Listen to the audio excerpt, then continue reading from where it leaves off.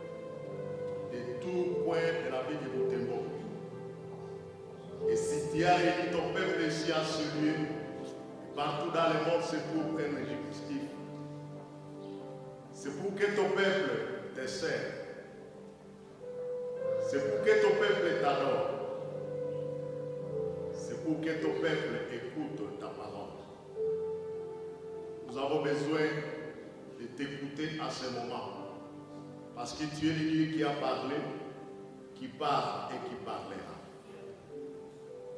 Seigneur, merci pour ton Esprit Saint. L'Esprit Saint qui a révélé ta parole à ceux-là qui nous ont précédés dans la foi. Oui, ta parole nous confirme que tu as révélé cette parole pour nous enseigner, pour nous convaincre, pour nous corriger, pour nous instruire dans la justice, fait que nous soyons accomplis et propres à toute bonne œuvre. Est-ce que cette parole nous enseigne? Est-ce que cette parole nous corrige? Est-ce que cette parole nous instruise? Est-ce que cette parole nous conduise dans la justice afin que nous soyons des hommes accomplis, des hommes parfaits? Parce que ta parole nous perfectionne et nous amène à accomplir rien que ta volonté. Parle à ce peuple. Je suis un instrument que tu te sers maintenant pour parler de ta part. Au nom de Jésus, je te prie. Amen. Nous allons nous asseoir.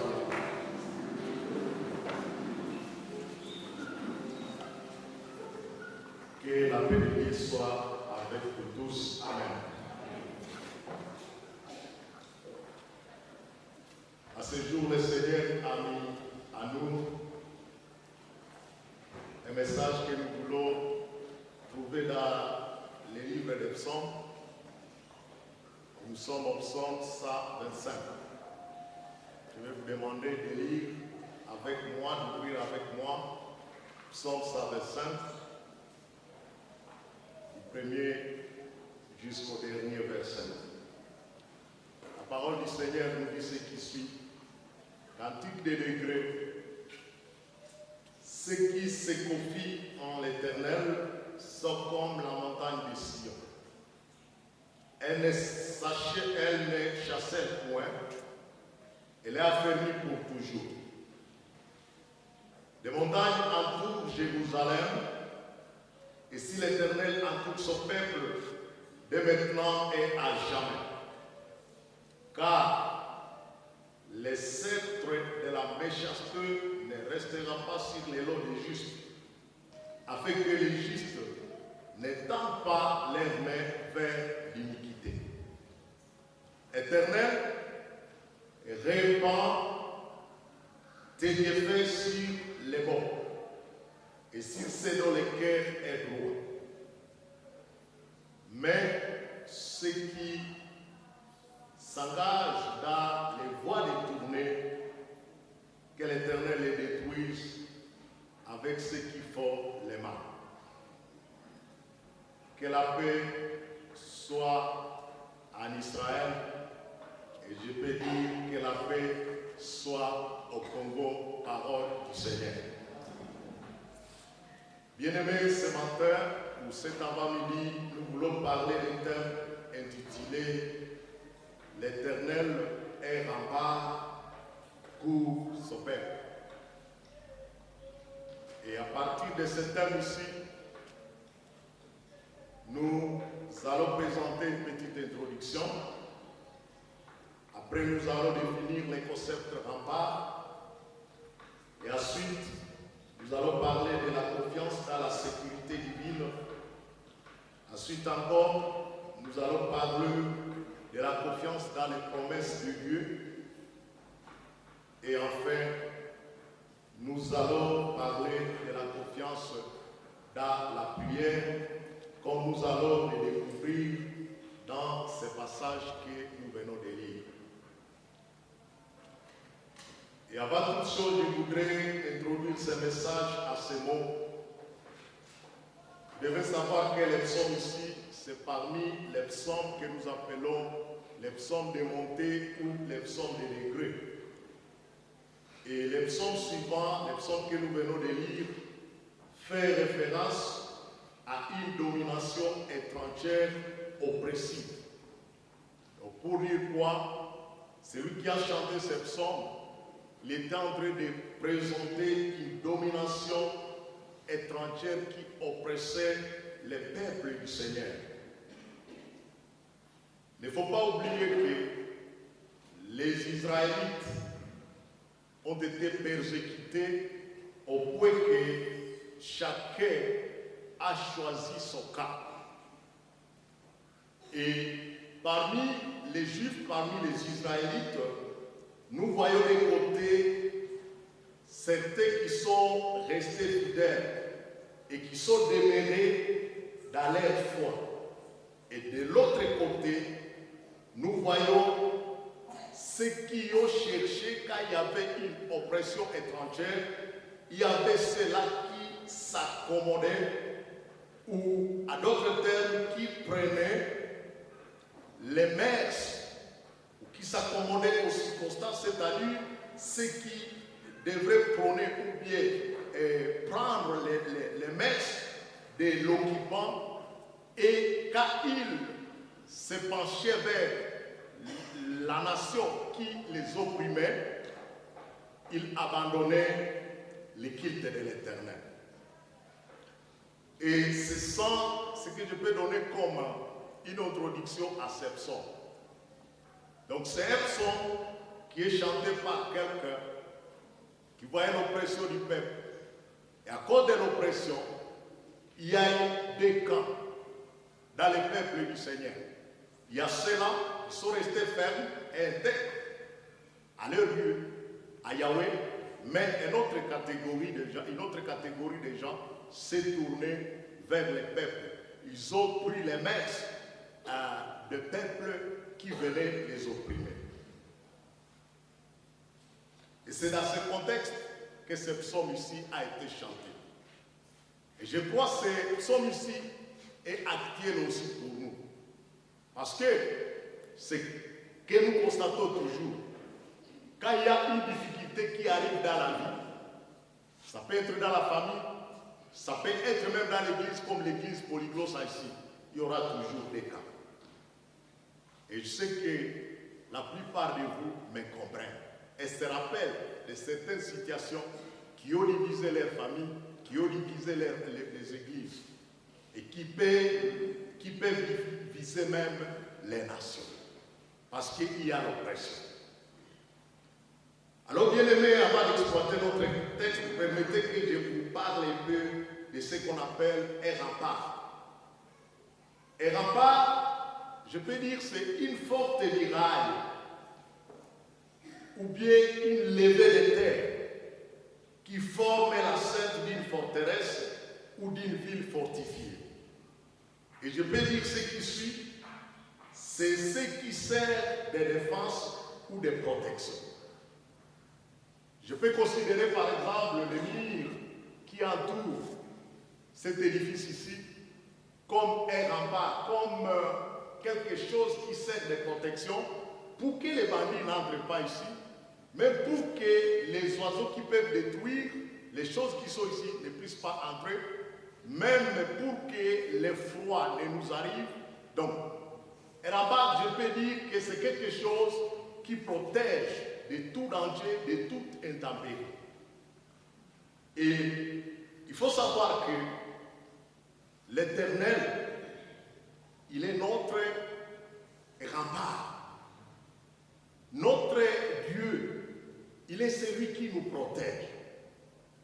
Bien-aimés, dans ce monde, et si tous les gens qui ont occupé les postes de diriger des pays, de diriger des nations, ces gens-là, ils se constituent, ils se construisent des murs de protection. Ils se construisent des murailles de protection. Mais il faut savoir qu'il y a une muraille qui est au-dessus de toute muraille. Et celui que nous appelons l'Éternel. Il est le rempart des remparts. Je vais illustrer ceci par un exemple de la Bible. Jonas, il a prophétisé pour la ville de Ninive. Le Seigneur l'a envoyé là-bas pour donner les messages. Et le message qu'il a apporté, c'était que dans 40 jours, Ninive sera détruite. Et il faut savoir que Ninive était la grande ville de la Syrie. Après 100 ans, comme les peuples oublient toujours, l'Éternel ayant préservé Ninive de la mort parce que tous les peuples de Ninive s'étaient convertis. Après 100 ans, Ninive est retournée à commettant les péchés. C'est alors que Dieu a décrété les jugements sur Ninive. Mais je vais vous dire que la ville de Ninive, si vous lisez l'histoire de l'Ancien Testament, et même si vous lisez le prophète Nahum, il va montrer que la ville de Ninive, c'était une forteresse. Parce que c'était une ville qui n'était pas moindre, c'était une ville qui était protégée. Et là, nous pouvons voir dans l'histoire que ce qu'on raconte de Ninive, les Ninivites s'étaient construits un rempart, ou bien une muraille qui pouvait aller jusqu'à 9 mètres de l'épaisseur. Et selon l'histoire, ces murailles-là pouvaient monter 30 mètres de hauteur. Au point que les historiens racontent que sur ces murailles-là qui entouraient toute la ville, c'était 96 km, cette muraille-là, au-dessus, là, il y avait des tours, il y a encore des parties qui étaient élevées. Mais le Seigneur, c'est lui qui est le rempart des remparts, c'est lui qui est au-dessus des remparts. Il a décrété qu'il va détruire la ville de Ninive. Et l'histoire raconte qu'après 40 ans, cette ville-là a été détruite parce qu'il y a les remparts qui est au-dessus de tout rempart. Alors, bien aimés, si nous pouvons amener un tel passage, nous avons cet objectif et que vous puissiez compter sur le Seigneur, le roi des rois. C'est pourquoi la première chose que nous voulons voir dans ce texte ici est que la confiance dans la sécurité divine. Bien-aimés, nous devons faire notre confiance dans la sécurité divine. Je sais que tout et chacun de nous ici aime être en sécurité, aime vivre en sécurité. Au point que parmi nous, on peut avoir des personnes, s'ils peuvent passer la nuit dans une maison où il n'y a pas une clôture, c'est comme s'il se sent à l'extérieur de la maison. Mais il faut savoir qui est la clôture, qui en a pas. Il y a celui qui nous sécurise, qui est notre rempart. C'est pourquoi quand nous lisons les premiers versets et le deuxième verset, la parole du Seigneur nous dit ce qui suit. Ceux qui se confient à l'Éternel sont comme la montagne de Sion. Elle ne chassait point. Elle est affermie pour toujours. Des montagnes entourent Jérusalem. Et si l'Éternel entoure son peuple dès maintenant et à jamais. La première chose, il faut que nous ayons la confiance dans la sécurité divine. C'est Dieu seul qui peut constituer notre rempart, qui est notre rempart. Ici, là où nous venons de lire, la Bible dit, ceux qui se confient à l'Éternel sont comme la montagne de Sion. Cela veut dire, aux yeux des habitants de Jérusalem, et ceux-là qui montaient à Jérusalem, les pèlerins qui montaient à Jérusalem pour l'adoration de l'Éternel, quand ils voyaient la montagne de Sion, cette montagne-là paraissait imposante et ignoble. Donc, c'est-à-dire, c'était une montagne qui ne pouvait pas être secouée, qui ne pouvait pas être transformée. Et c'est cette image ici que ce psalmiste il nous amène. Et il faut savoir que le psaume 125, c'est parmi les psaumes que les enfants de Dieu, les enfants d'Israël chantaient quand ils montaient à Jérusalem. À partir du psaume 120 jusqu'au psaume 134, ces psaumes-là, ce sont des psaumes qu'on a nommés les psaumes de la montée ou bien les psaumes de décret. Donc les enfants d'Israël chantaient ces psaumes quand ils montaient à Jérusalem. Et ici, pour les psaumes 125, quand ils sont là-bas, ils sont sûrs que la montagne de Sion, ceux qui se confient à l'Éternel, ils sont pareils à la montagne de Sion. Ils ne chassèrent pas. Ils ne peuvent pas être secoués par n'importe quoi. La montagne, elle reste là. Elle s'ébauche et elle est immuable. Et peut-être, vous qui voyagez, il y a des endroits où on a transformé les montagnes et ça soit une surface plane. Mais à cette époque ici, la montagne ici, c'était quelque chose qui s'imposait et qui pouvait amener confiance au peuple. Alors la Bible ajoute en disant que cette montagne-là, elle subsistait pour toujours. Et le psalmiste, il choisit d'utiliser cette image de la montagne comme une aide lisière. C'était quelque chose qui était visible. C'était quelque chose que les habitants d'Israël et ceux qui venaient pour célébrer le Seigneur pendant les grandes solennités, ils voyaient. Et quand ils voient cette montagne de Sion, cette montagne de Jérusalem, il dit, ceux qui se confient à l'Éternel, ils sont comme cette montagne qui ne peut pas chanceler, qui ne peut pas bouger, qui ne peut pas être transformée par n'importe quoi. Même s'il y avait des œufs d'Amérique, même s'il y avait des bousculades, la montagne devrait rester intacte. La montagne devrait rester inébranlable. Alors, bien aimés, ceux qui placent leur confiance à l'Éternel, comme nous dit cette parole ici, ils doivent être confiants de ce Dieu-là.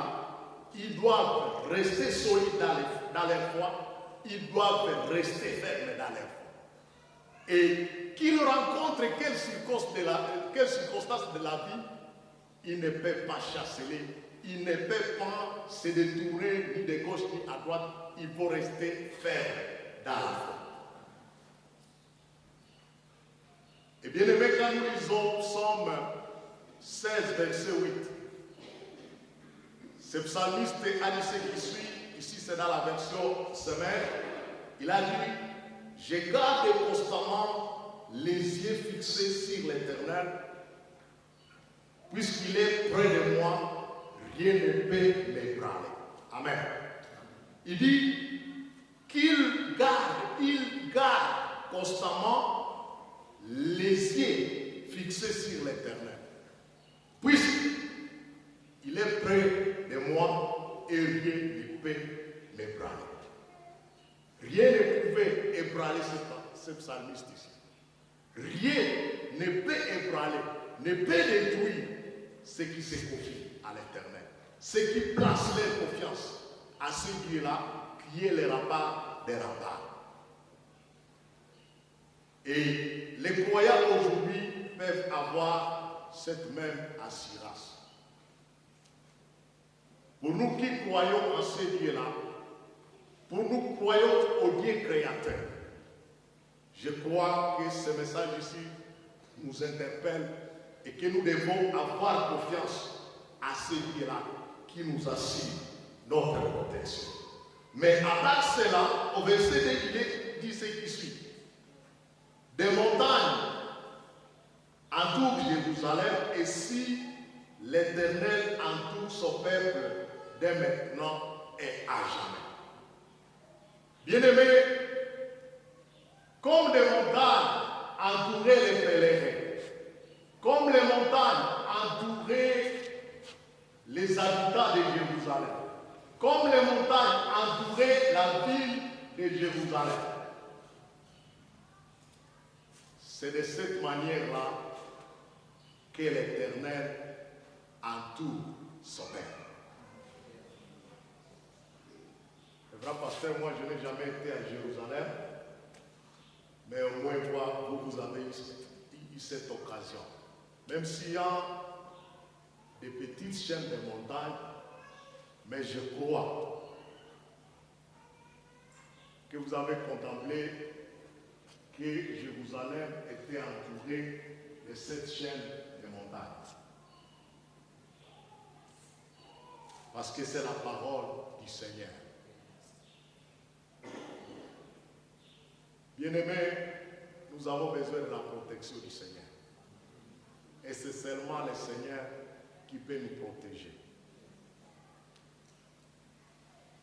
Même ceux-là que nous pouvons choisir comme nos gardiens.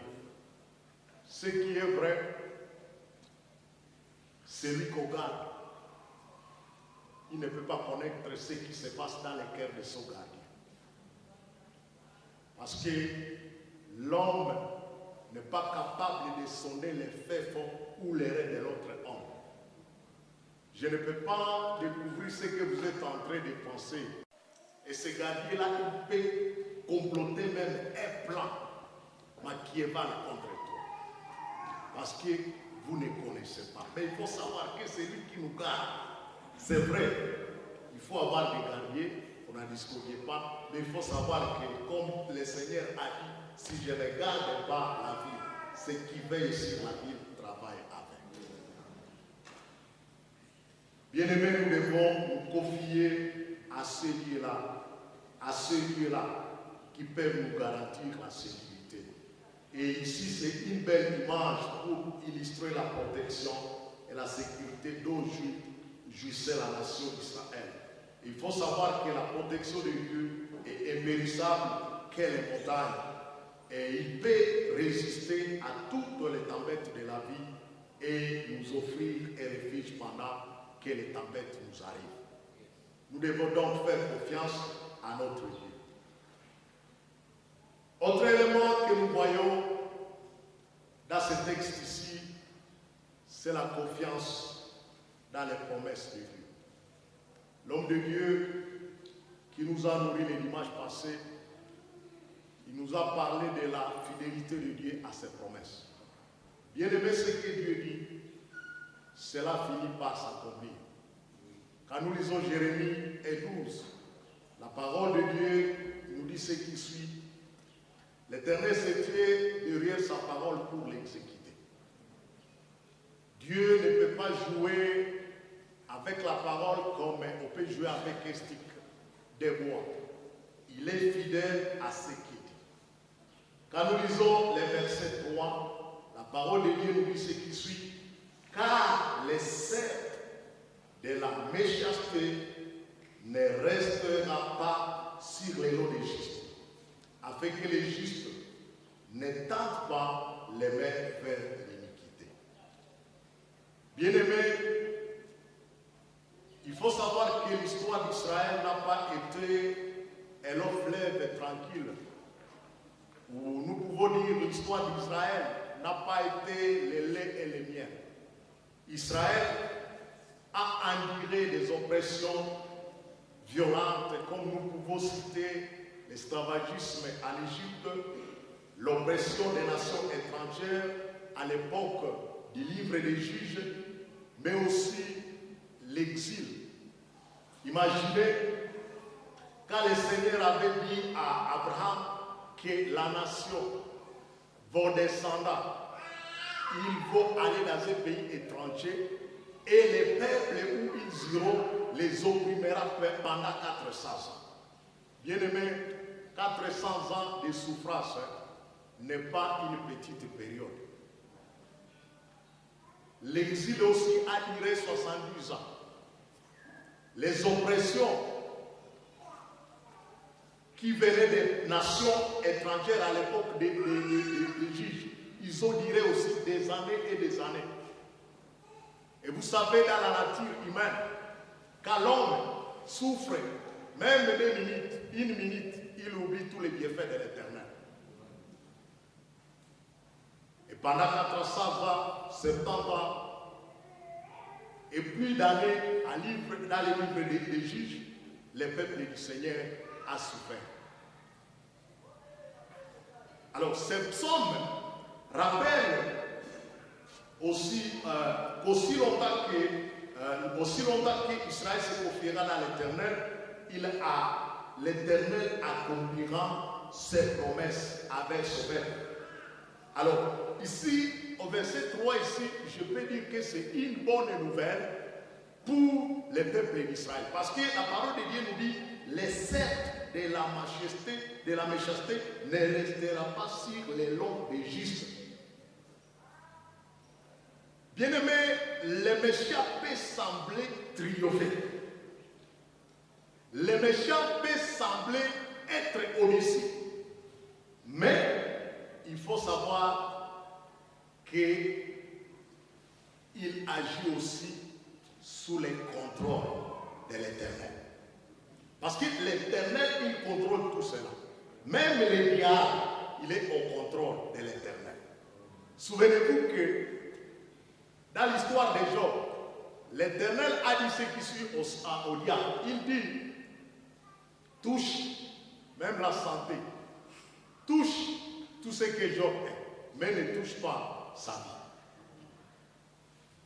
Et le diable, comme il n'avait pas la force de tirer la vie de Job, Job n'est pas mort.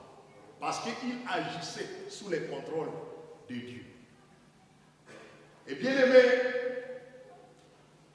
quand nous disons que le sceptre de la méchanceté ne restera pas sur les lots des justes, ceci veut dire les règnes permanents du mal ou la domination du méchant ne demeurera pas. Il faut savoir que tôt ou tard, Dieu, à cause de sa fidélité, Dieu, à cause de sa justice, les renversera. Et dans sa bonté, il ne permettra pas que les fidèles soient tentés au-delà de leur force. Notre Dieu, il est le Dieu de justice. Il est le Dieu fidèle. Et il ne permettra pas que la domination, je veux dire, que la souffrance pour son peuple demeure pour toujours. Nous sommes dans un pays où nous avons connu la souffrance. Au point que les générations qui naissent aujourd'hui croiront que le Congo n'a jamais eu même une portion de la paix. Mais il y a eu des moments où on devrait quitter ici et aller à Bouniala. Vous quittez ici avec 2 heures, vous voyagez. Mais ces derniers temps, à 18h hier, j'ai vu un révérend pasteur qui est allé entrer est mort vers Karouma. Là-bas, il est arrivé ici vers 17h30. On dit non, il n'y a pas de passage, je ne peux pas continuer. Et les gens peuvent croire que les choses ont été ici et les choses resteront comme ça. Non, bien aimé, les sceptres ou bien les bâtons de celui qui domine ne restera pas toujours là. Le Seigneur, il nous sauvera à cause de sa justice, à cause de sa fidélité.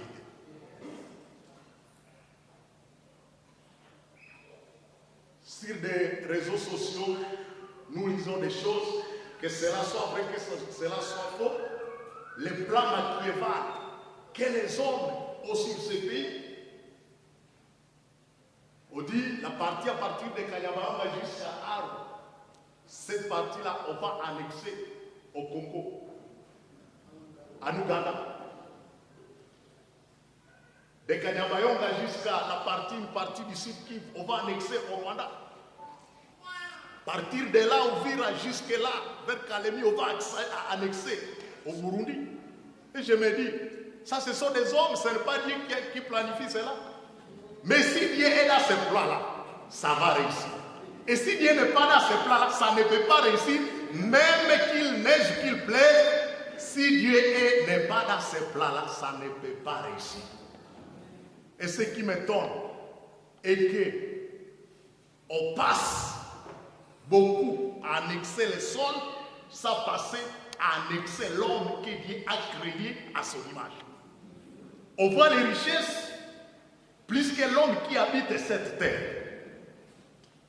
Et au nom de Jésus, je maudis de tels projets. Parce qu'on ne considère pas l'homme qui a été créé à l'image de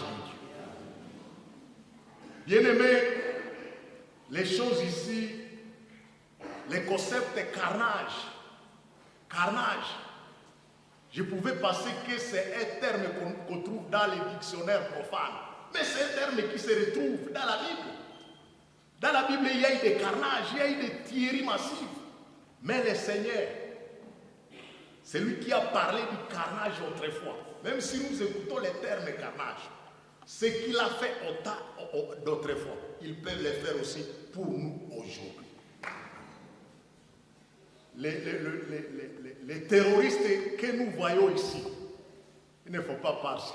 Le Seigneur dit, le spectre des méchants ne restera pas sur les lots des justes, bien-aimés. Nous avons connu le Seigneur, nous sommes justes. Et le Seigneur ne va pas permettre que les justes qui habitent ici continuent à vivre une telle situation. Il est fidèle à sa parole. Nous devons lui faire confiance et faire confiance à ses promesses. Moi, je suis en train de me fortifier à une chose. J'ai dit, oui, les puissances de ce monde peuvent dire ceci, mais ce sont des hommes. Ce n'est pas Dieu qui a dit. Ils peuvent dire, ils peuvent avoir des conseils où nous ne sommes pas, mais Dieu est là. Dieu est là, il est au contrôle. Et il peut les confondre, parce qu'il est celui qui confond même les nations puissantes. Nous devons lui faire confiance et faire confiance à ses promesses. Bien-aimés, je ne sais pas quel est le spectre, le sceptre, ou bien cette domination, ou bien ces problèmes-là qui vous accablent, au point que quand vous regardez cet événement-là, vous voyez comme quelque chose qui ne passera pas dans la vie. Mais je vous dis, bien-aimés, c'est pour un temps. Paul a dit ce qui suit, Dieu ne permettra pas que ses fidèles soient tentés au-delà de leurs forces. Et le Seigneur, peut-être, il permet ce qui nous arrive. Mais quand il verra que c'est assez, la Bible dit, le Seigneur, il va éloigner cela. C'est pourquoi, à Psaume, là où nous lisons, la Bible dit, l'Éternel, il va lever sa main pour sauver ceux qui le craignent. La Bible dit, afin que les justes n'étendent pas les mains vers l'iniquité. Le Seigneur, il connaît votre degré de foi. Et parce que vous êtes sojiste, pour que vous ne puissiez pas aussi vous confondre à ceux qui commettent le mal, le Seigneur dit, il va rendre court ces moments-là pour que les justes aussi ne tendent pas la main sur l'iniquité. Et je sais, je crois une chose, quand le temps du Seigneur arrivera, il fera pour nous et il fera pour toi, pour ceux qui t'accablent. Nous les humains, dans notre calcul, c'était abonné au mois de juillet, au mois de mai, quand on a décrété l'état de siège. Je crois, moi avec les collègues, ceux qui ont fini leur doctorat, on s'est mis dans notre auditoire et on a loué l'armée qui venait de faire une frappe à Nyakoun. Nous avons dit, les commandos sont arrivés, les commandos sont arrivés. Et on a libéré pour un peu de temps la route. Mais ce qui se passe aujourd'hui, est-ce que l'état de siège nous aide d'une manière ou d'une autre? Oui, mais c'est comme si les choses se sont empirées. Peut-être que ce n'était pas la voie que le Seigneur a choisie pour nous libérer de ces jours-là. Pour que nous ne puissions pas dire, oh, avec l'état de siège, il y a eu la calme. Au lieu de donner la gloire au Seigneur, et on devrait donner peut-être la gloire à ses commandants. Le Seigneur, il confond les choses toujours. Nous devons lui faire confiance parce que si Dieu, c'est qui peut nous libérer, nous ne savons pas par quelle voie, mais Dieu, lui qui dispose de multiples voies, il nous libérera. Avec bien-aimés, nous devons faire la confiance dans les prières que nous adressons. Si nous lisons le verset 4, la Bible dit ceci: Éternel, répands tes bienfaits sur les bons et sur ceux dont le cœur est droit. Éternel, répands tes bienfaits sur des gens qui pratiquent les bons et sur ceux dont le cœur est droit, et que la paix soit sur Israël. Bien-aimés, ici nous voyons la prière de ce psalmiste. Il demande au Seigneur d'être bienfaisant pour les gens de bien. Bien-aimés, il y a les gens qui font le bien jusqu'aujourd'hui. Bien que les jours soient mauvais, mais il y a les gens qui continuent à faire les biens, à pratiquer les bonnes choses, au point que leurs œuvres, le Seigneur, quand ils les font, ils glorifient le Seigneur. Je me souviens d'une sœur qui nous a sauvés cette semaine ici. Vous savez, le dimanche, on nous a communiqué qu'on va assister les prisonniers de Kakwangura. C'est vrai qu'il y a eu des gens qui ont dit non, ces gens-là sont à Kakwangura, ils souffrent parce qu'ils ont commis leurs péchés, comment on peut les assister? J'ai vu un frère qui m'a dit cela. J'ai dit, frère, ce n'est pas ma parole, mais c'est la parole de Dieu qui nous demande de nous souvenir de ceux qui sont prisonniers. Qu'ils aient commis le mal, qu'ils ne l'ont pas commis, mais la parole, c'est que je sais, et que la parole nous demande de les assister. Mais beaucoup, certains ont assisté, mais les autres, ils n'ont pas assisté. Mais comme le Seigneur, il sait récupérer les moments, il sait, nous a surpris ici. Et il a fait peut-être ce que vous devriez faire à cause de l'œuvre du Seigneur. Il avait donné Évé à l'Éternel et le Seigneur a réalisé ce fait et elle est venue, elle a été fidèle à ce fait. Et quand l'aumônier est venu prendre le repas des prisonniers ici, il a loué le Seigneur. Il a prié pour vous même si vous n'avez pas donné. Parce que nous sommes entrés avec lui au bureau, il était en train d'adorer. Il dit ce que vous faites, ce que vous avez fait parmi les églises de Boutémont. Ça nous étonne. Et d'ailleurs, ce repas va servir pour ces prisonniers-là qui aujourd'hui, il leur a juste sur un repas qu'on leur a donné là-bas. Il dit, le Seigneur, il vous a utilisé aujourd'hui. Et il a prié pour vous. Il a prié aussi pour les serviteurs de Dieu. Et bien aimés, nous devons pratiquer les biens. Mais aussi, le Seigneur, ce qu'il demande, c'est avoir un cœur droit. Bien aimés, nous devons avoir une bonne attitude avec les autres. Nous devons avoir une bonne attitude avec lui. Et ce que Dieu cherche de nous, c'est avoir des cœurs droits devant lui. Alors, ce sont les justes qui ont été cités au verset 3 de Psaume 125. Ce sont les gens-là qui craignent l'Éternel et qui marchent dans ses voies, contrairement aux méchants qui s'engagent dans des voies détournées. Et le Seigneur, il promet qu'il va juger ces méchants-là et ces méchants-là seront bannis de la présence de Yahweh. Bien-aimés, à cause de la justice et à cause de ceux qui marchent dans la justice, à cause de ceux-là qui ont une bonne attitude avec ceux qui souffrent, à cause de ceux-là qui ont le cœur droit devant le Seigneur,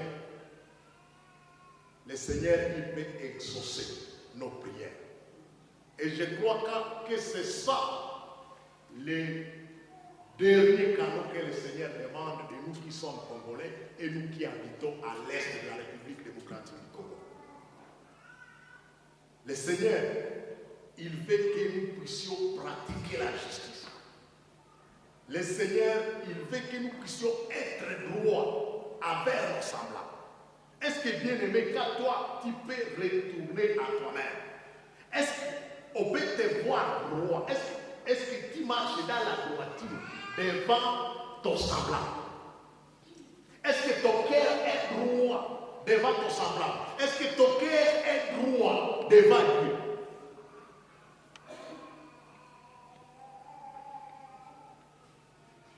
C'est le Seigneur qu'on est.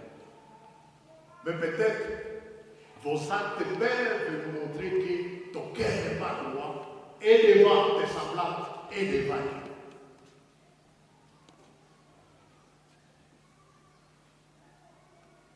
Mais je le crois, comme l'a demandé Abraham dans sa prière pour Sodome et Gomorrhe.